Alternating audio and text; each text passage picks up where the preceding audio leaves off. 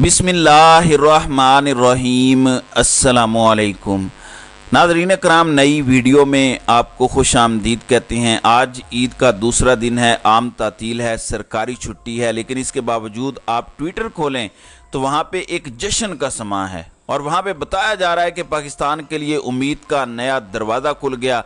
वज़ीर आज़म का कौम से खिताब, छुट्टी के बावजूद ये सब कुछ। आखिर हुआ क्या है? हुआ ये है कि कल तक जो बताया जाता था कि IMF के आगे पाकिस्तान की खुद मुख्तारी को बेच डाला गया है, जिसमें बिलावल जरदारी आकर कहते थे कि फाड़ डालो IMF की डील और रीनिगोशिएट करो। फिर हमें एहसन इकबाल की तरफ से बताया जाता था कि देखो तुम लोगों ने ये कर दिया, वो कर दिया। अब इस सारी सूरत हाल के दौरान अचानक सब कुछ बदल गया है। वही लोग जो कल तक हमें कहते थे कि देखें ये इमरान खान की लॉबी एग्रीमेंट नहीं होने दे रही, अगर इमरान खान की लॉबी इतनी ही मुतहरिक थी तो वो अब भी ना होने देती। फिर ये भी बताया गया कि IMF जियो पॉलिटिक्स का हिस्सा है। फिर हमें बताया गया कि आप दुआ करें। कल तक जो कहते थे कि अगर कर्ज मिल गया तो भी ठीक है, ना मिला तो भी ठीक है, वो आज हमें ये बता रहे हैं कि नहीं जनाब, ये बहुत बड़ी कामयाबी है। चंद रोज़ पहले एक ट्वीट किया था हामिद मीर ने, जब तेल की कीमतें कम हुई तो उन्होंने कहा कि गुड बाय IMF, जबकि आज वो कह रहे हैं कि ये बहुत बड़ी कामयाबी है। फिर कामरान खान बता रहे हैं कि अनथक मेहनत है ये शहबाज शरीफ की। ज़रा हुकूमती वज़रा का जो है वो अगर मैं आपको बता देता हूँ, ख्वाजा आसिफ कहते हैं कि अल्हम्दुलिल्लाह IMF का मुआहदा तमाम तर खदशात के बावजूद मुकम्मल हो गया। वज़ीर आज़म, वज़ीर ख़जाना और टीम के तमाम अरकान मुबारकबाद के मुस्तहिक हैं। बहुत से खैर खाहों की उम्मीदों पर पानी फिर गया, जिसमें दोस्त दुश्मन भी शामिल थे। बिल्कुल अच्छी बात है, हमने बहुत बड़ी फतह हासिल कर ली है। इसके बाद इस सूरत हाल एक सूरत हाल एहसन इकबाल ने बताई है। एहसन इकबाल के मुताबिक IMF मुआहदा पाकिस्तान के लिए खुशखबरी है। उन्होंने कहा कि वज़ीर आज़म की सफारतकारी ने बड़ा अहम किरदार अदा किया और IMF मुआहदा हमारी मुआशी चैलेंजेस की मरहम पट्टी है, जिसका मतलब बहुत सादा है। हमें लग रहा है कि हमने शायद इंडिया को पीछे छोड़ दिया है, शायद हम दुनिया की दूसरी बड़ी इकोनॉमी बन गए हैं, शायद हम दुनिया को कर्ज देना शुरू हो जाएंगे। लेकिन आज ये सारी खुशी और सारे का सारा एक कर्ज मिलने पर है।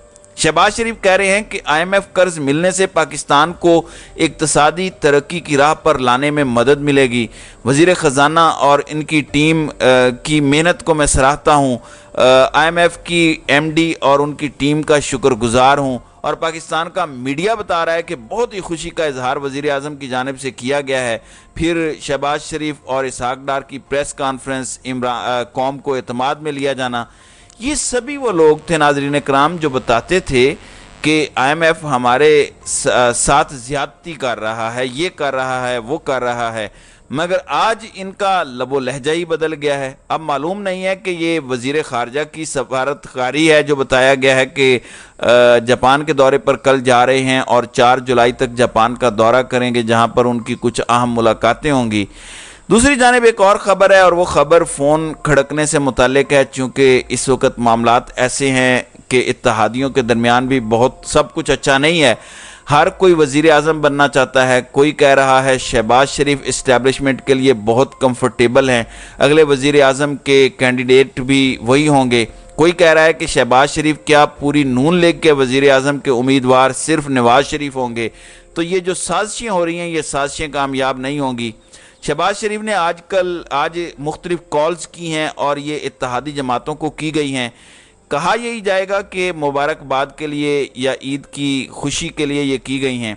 अब इसका मतलब है कि कहीं ऐसा तो नहीं कि 9 महीने का एग्रीमेंट करके इलेक्शन को आगे ले जाया जाएगा और कहा जाएगा कि पहले ये चीज़ें तय हो जाएं, 9 महीने गुजार लिए जाएं। या फिर अब ये तो नहीं होगा कि मुआहदा हो गया है, पीपल्स पार्टी कहे कि जिस एग्रीमेंट की देर थी वो तो हो गया, तो अब ज़रा आ जाएं और असम्बलियाँ डिज़ोल्व करें और इलेक्शन पर चले जाते हैं। तो अब शहबाज शरीफ ने फजलुर रहमान और बिलावल जरदारी को फ़ोन किया है। इसके अलावा खालिद हुसैन मगसी को फ़ोन किया, खालिद मकबूल सिद्दीकी को फ़ोन किया, अमल वली खान को फ़ोन किया और इन सब को मुबारकबाद ईद की दी है, इनकी खैरियत दरियाफ्त की है। ज़ाहिर है ये बहुत बड़ी बात है। अब मुस्लिम लीग नून की हुकूमत रंगे हाथों पकड़ी गई है। کہ کل تک آپ IMF کی ڈیل کو غلامی کہتے تھے، شکنجے میں کسنا کہتے تھے، سازش کہتے تھے، جیو پولیٹکس کا شکار کہتے تھے، آج اسی IMF کی ڈیل کو آپ پاکستان کے لیے مرہم پٹی کہہ رہے ہیں۔ آج ہمیں میڈیا بتا رہا ہے کہ عمران خان کے دور میں یہ پاکستان پر ظلم ہوتا تھا اور پاکستان کو بیچنے والی بات تھی، لیکن آج پاکستان کا میڈیا ہمیں بتا رہا ہے کہ IMF کی ڈیل کتنی حلال ڈیل ہے، یہ پاکستان کے لیے کتنی ضروری ہے۔ چونکہ اب آپ عمران خان پر الزام نہیں لگا سکتے، اس کی وجہ یہ ہے کہ عمران خان کے جانے کے بعد مفتاح اسماعیل نے ایک ڈیل کی تھی اور اس کا مطلب یہ تھا کہ وہ ری نیگوشیٹ ہونے کے بعد تھی۔ اب اگلی ڈیل آپ نے اپنے پچھلے معاہدے کی بنیاد پر کرنی تھی، تو حکومت نے جس طرح ناک کی لکیریں نکال کر جو کچھ کیا ہے، امریکی سفیر کو آپ ملے ہیں، برطانوی سفیر کو آپ ملے ہیں، MD IMF سے ملاقاتیں اپنی جگہ، شہباز شریف کی دھڑ دھڑ کالز کرنا اپنی جگہ، لیکن شہباز حکومت اب بھی عوام کو یہ سمجھتی ہے کہ جناب قرض بڑھانے پر خوشی منائی جائے۔ ہماری صرف کامیابی یہ ہے کہ ہمیں قرض ملا ہے، ہمارے قرض کے مزید راستے کھل گئے ہیں، تو اللہ کا شکر ہے، الحمدللہ، بڑی کامیابی، بہت بڑی فتح ہے، جتنا جشن منایا جائے کم ہے۔ میرے خیال سے عید کی تعطیلات کے ساتھ ایک تعطیل اور بڑھا دینی چاہیے تاکہ قوم صرف اور صرف قرض ملنے کی خوشی اور جشن کو سیلیبریٹ کر سکے۔ اور آپ نے مقابلہ کرنا ہے انڈیا کا، آپ نے مقابلہ کرنا ہے اپنے دیگر دشمنوں کا۔ کس بات پر؟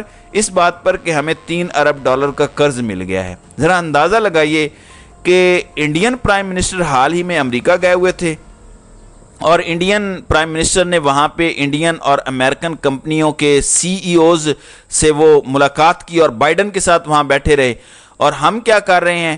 ہم پلس کر رہے ہیں، ہم مائنس کر رہے ہیں، ہم یہ کہہ رہے ہیں کہ اگلا نگران وزیر اعظم کون ہوگا، ہم کہہ رہے ہیں کہ اگلا نگران وزیر اعظم گوہر اعجاز ہوگا کیونکہ اس کا نام بہت بڑا مضبوط ہے، کیا اگلا محسن بیگ وزیر اعظم ہوگا، وہ کسی کا بہت کلوز دوست ہے تو اس کا نام ہو سکتا ہے، یا اگلا وزیر اعظم میاں عامر محمود ہوگا، وہ بھی بڑی لابنگ کر رہا ہے۔